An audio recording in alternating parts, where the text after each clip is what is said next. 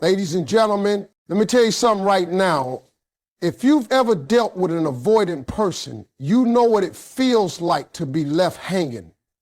You out here giving, loving, pouring your soul into somebody, and they pull away like love is a threat. You try to talk, they shut down. You try to fix it, they run. And you're left feeling like maybe you did too much. Avoidance don't show emotions easily, but that don't mean they don't feel them.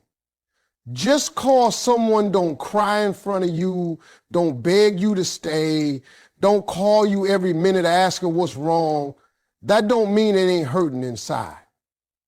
You got to understand, avoidant folks have learned to survive by running from closeness. Somewhere in their life, early on, love probably didn't feel safe. Maybe it came with strings. Maybe it came with pain. Maybe it walked away right when they needed it most. So they built a wall, not a fence they could open, a wall, high and thick. And every time somebody tried to climb it, they pulled away, stepped back, or disappeared altogether. Now when you come in their life, and I mean you, the kind one, the loving one, the person who genuinely cared, you showed them something different. Real affection, patience, support. And at first, they were drawn to it, attracted to that warmth like a cold man to fire. But the moment they got too close, fear kicked in. They might have told you they needed space, or maybe they just started acting cold, distant, like you weren't enough anymore. And let me tell you something, that right there ain't your fault. That's their fear speaking louder than their heart. See, when someone's avoidant, they love you in silence. They care in hiding. They feel deeply, but they don't know how to express it. But here's the twist. When you keep showing up, keep loving them, keep trying to fix it, they don't feel the need to change. They think, she's still here, he's still showing up, I must not have messed up too bad. You become the one making all the emotional deposits while they're withdrawing with no explanation. You start to question your worth, thinking maybe if you just did more, said it better, explained it clearer, they'd come around. But that's not how avoidants learn. That's not how they realize what they did wrong. You want to know what hits an avoidant deep? Not your tears, not your words, not your arguments. What hits them is when you stop. When you stop texting, stop calling, stop chasing, stop explaining. That silence, that lack of energy, that peace you start creating in your own world, that's what wakes them up. Because they were used to you being there. They got comfortable knowing you'd always check in, always forgive, always stay, no matter how many times they hurt you. But when the pattern breaks, that's when their emotions hit them hard. They ain't gonna run to you with a grand apology at first. Nah, they'll sit with it, quiet, uncomfortable. And if you truly step back, not to manipulate, but to heal and protect your peace, they'll begin to feel something they've been avoiding their whole life. Accountability. That little voice in their head starts asking, did I mess this up? Did I push away something good?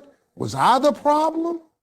And for someone who avoids feelings, that kind of self-confrontation is heavy. So while they may look calm on the outside, inside they're spiraling, replaying old conversations, rethinking the way they handled you, regretting the way they brushed off your love. And in time, if they're emotionally mature enough, they'll realize they hurt someone who only tried to love them. That's when the apology comes. But you don't get there by breaking yourself to get through to them. You get there by honoring your value enough to stop forcing what should have been mutual. Avoidants feel deeply, but they express it late. And often they don't express it until you're gone, until you've chosen your self-respect over their silence. That's the moment when your absence becomes louder than your presence ever did. And suddenly, the person who never said much, who always seemed emotionally unavailable, is sitting there hurt, confused, and full of regret. Not because you yelled, not because you pleaded, but because you finally stopped showing up. And that silence hit them right in the soul. The moment you stop chasing, they start reflecting. That's real talk. See, some of y'all don't even realize how powerful your absence is. You think the only way to make someone realize your worth is by loving harder, trying more, showing up even when they don't. But let me tell you something. They don't wake up when you're doing all the work. They wake up when you stop. When you take a step back and finally say, I'm done chasing someone who's not chasing me. That's when the whole game changes. Now let me break this down so you understand. An avoidant person is someone who, when things get too emotional, too close, too real, they retreat, they disappear. And if you're someone who loves hard, who values connection, who wants to talk things out, you'll find yourself in a one-sided dance. You're moving forward and they're stepping back. And the more you chase, the faster they run. Not because they don't care, but because they've learned to protect themselves from anything that feels like vulnerability. They confuse closeness with danger. And to them, space feels safer than love. But the moment you stop chasing, the moment you stop texting, are you okay? The moment you stop checking their last scene, stop writing paragraphs trying to fix what you didn't break, that's when something shifts in them. Your silence becomes louder than your words ever were. Your absence becomes something they can't ignore because now they don't know what you're thinking. They don't know if you're moving on. And for the first time, they got to sit with what they've done. And see, reflection is powerful. You can't make somebody reflect by yelling at them, crying to them, or trying to convince them. You make them reflect by stepping out of the equation. Let them sit in the quiet they created. Let them taste the loneliness they thought they wanted. When the constant flow of your energy stops, when your love, your patience, your check-ins, your comfort disappears, they notice. It might not be immediate. Avoidance are slow processes. But over time, that silence eats away at them. That peace you chose for yourself becomes a mirror for them. They start to realize, wait a minute. They haven't called. They're not checking in. They didn't react to my story. And that messes them up more than you think because the person who used to show up disappeared. The person who forgave everything went silent. And that silence is deafening. It forces them to go inward. It forces them to stop blaming you and start questioning themselves. Let me tell you what reflection really looks like for an avoidant. It ain't some grand epiphany all at once. It's little moments of, why did I push them away? It's seeing a memory pop up on their phone and realizing you're not there anymore. It's hearing a song you loved and feeling that knot in their chest. And all of that starts because you made one powerful move. You stopped chasing. Now, this ain't about playing games. This ain't about being petty. This is about reclaiming your peace. You can't heal in a relationship where you're always running after someone who keeps running away. At some point, you got to stop, not to punish them, but to protect you. And when you do that, you shift the dynamic. You start feeding their avoidance and you start feeding your own growth. That's when you become the one in control, not of them, but of your own emotional world. And if that person really cared, if deep down they had feelings they couldn't express, this is when they'll show it. maybe not with perfect words, maybe not right away, but when they see the silence, when they feel the loss, when they realize the person who always chased them has finally chosen themselves, that's when they start reflecting. And real reflection, that's the first step to a real apology. Not the kind where they say sorry just to get you back, but the kind where they truly understand what they lost because you finally stopped chasing what was never supposed to run. Silence and boundaries speak louder than arguments. That's a truth most people don't want to hear. See, we live in a world where people think the louder you yell, the more they'll understand. You think if you just raise your voice, pour out your pain, break it all down for them, they'll finally get it. But let me tell you something straight. Words can be ignored. Arguments can be dismissed. But silence gets remembered. Silence is powerful.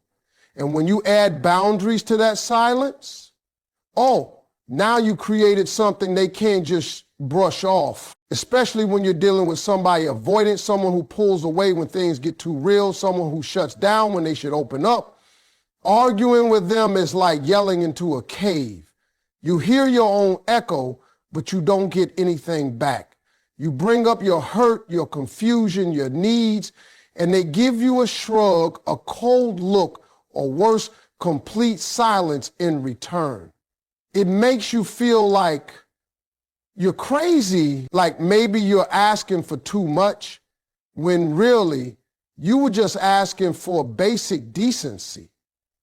And the more you push, the more they pull. The more you speak, the more they shut down. You can't win like that. But the moment you go quiet, the moment you stop trying to explain yourself, the moment you draw that line and say, I'm not doing this anymore, you shift the whole energy. And listen to me, it ain't about being cold or cruel. It's about being wise. Because here's what happens. Silence forces them to sit with what they did. It doesn't give them a target to blame. It doesn't give them an argument to twist. It just gives them themselves and the empty space where you used to be. And that right there is when the mind starts doing some real talking. See, boundaries don't just keep them out, they keep you in. They keep your peace, your sanity, your worth intact. A boundary says, I love you, but I love me more. A boundary says, I will no longer argue for the right to be treated right. Because when you keep explaining your pain to someone who refuses to hear it, you start damaging yourself. You start doubting what you know is true. And that's when you lose yourself, just trying to hold on to someone who already let go emotionally. But when you say no more, when you stop showing up to the battlefield, you win a different kind of war. You win peace. You win clarity. And here's the thing, when you do that, it hits them, not immediately. Avoidant people take time to process. But when the noise is gone and the drama disappears, the silence you leave behind starts echoing. Your boundary becomes the mirror they didn't want to face. They start replaying everything, your tears, your patience, your love, and how they took it all for granted. You don't need to slam doors. You don't need to throw plates. You don't need to send long messages that'll just be left unread. All you need is that strong silence, backed by a solid boundary. That's what they feel. That's what they remember. Because now you're not just quiet, you're unavailable. You're not just distant, you're done explaining. And that's when the guilt starts creeping in. And that's when they sit in their own thoughts and realize, hey, I messed up. They're really gone. That's the moment they begin to understand the weight of what they did. And it didn't come from your words. It came from your absence. It came from your power. Because silence, that's the sound of self-worth. And boundaries, that's the shape of self-respect. Together, they speak a language no argument ever could. And that's when they finally hear you, when you've already stopped talking. Pulling back, your energy forces them to recognize your worth. I don't care who you are or how tough you think they are. When someone who used to pour into you every day suddenly pulls all that energy back, you feel it. You notice it. You can't ignore it. See, we underestimate just how powerful our presence is until we take it away, especially when it's coming from a good heart, a heart that showed up, stayed consistent, loved deeply, and asked for nothing but effort in return. Let me break it down. You ever been around someone who gave you that steady kind of love? They always checked in. They remembered little things. They encouraged you when you were low, celebrated you when you were high. That kind of energy is rare. It's healing. It becomes part of your routine. And when it's gone, you feel that silence like a hole in your life. Now flip that around. That person was you. You were the consistent one. You were the one who remembered their favorite song, checked on them when they were off, forgave them before they even apologized, because your heart was just built like that. You didn't just love with words, you loved with time, effort, presence, support. And maybe they didn't see it. Or worse, they saw it and got comfortable. They thought you'd never leave. They thought your love was guaranteed. So they slacked, took shortcuts, started responding slower, started pulling back without ever explaining why. And you stayed. You tried harder. You kept giving, hoping they'd come back around. But let me tell you something. Real power don't come from chasing. It comes from knowing when to pull your energy back. Not in anger, not to manipulate, but to protect yourself, to remind yourself who you are.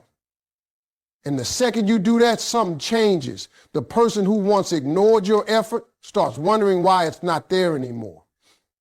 The one who took your love for granted starts feeling that cold air around them. They don't get the good morning texts. They don't get the check-in calls. They don't get that steady stream of comfort and warmth. And it's confusing to them because they never thought you'd stop. See, pulling back your energy isn't about silence. It's about redirection. You start putting that energy back into yourself, into your healing, into your goals, into your own peace. And you stop carrying the weight of someone else's emotional immaturity.